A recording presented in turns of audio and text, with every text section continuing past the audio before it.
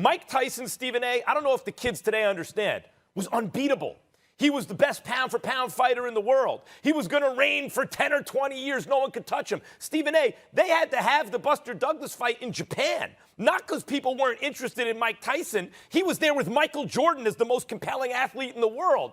It's because no one wanted to pay for a 90-second fight. His fights were going 90 seconds. They had to have it in Japan. And Buster Douglas, a 42-1 underdog, didn't just beat him, beat his brakes off, boxed him, and knocked him out. That was, to this day, the most shocking upset in the history of sports.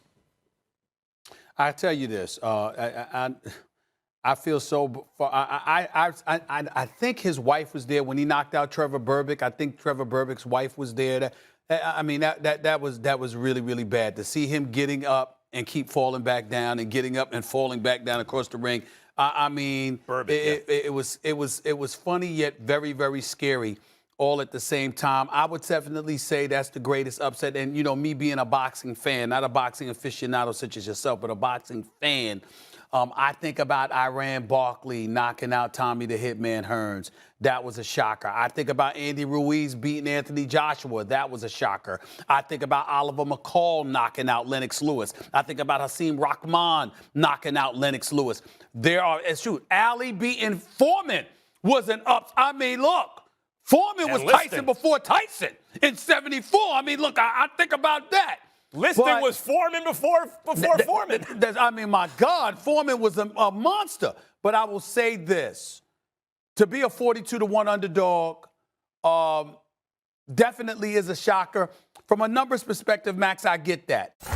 You could see that the attention, the spotlight, and all of that stuff outside the ring was getting to him so much that you did find yourself wondering if anybody could take him past 3 or 4 rounds and make him actually have to box and fight to beat them, they would have a chance. But it wasn't because of them. It was because of him and how mentally gone he prepared. You could see that as an analyst covering the sport. Even though he was still an underdog, you could still see it. That's the only question. It's still the greatest upset. I don't have anything better than that. But those were the questions. Stephen A. Yeah. But Buster Douglas would show up fat and out of shape to fights, and he was talented, but he was 42-1. Like, there's always reasons an underdog scores an upset, and there were reasons there.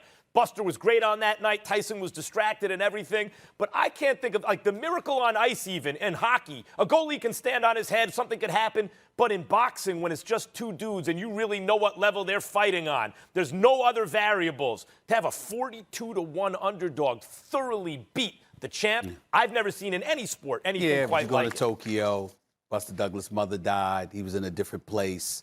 You know, you just saw some of it on the wall, the handwriting on the wall. Tyson wasn't himself. But I got it. It's the greatest upset, no question. Thanks for watching ESPN on YouTube. For live streaming sports and premium content, subscribe to ESPN+.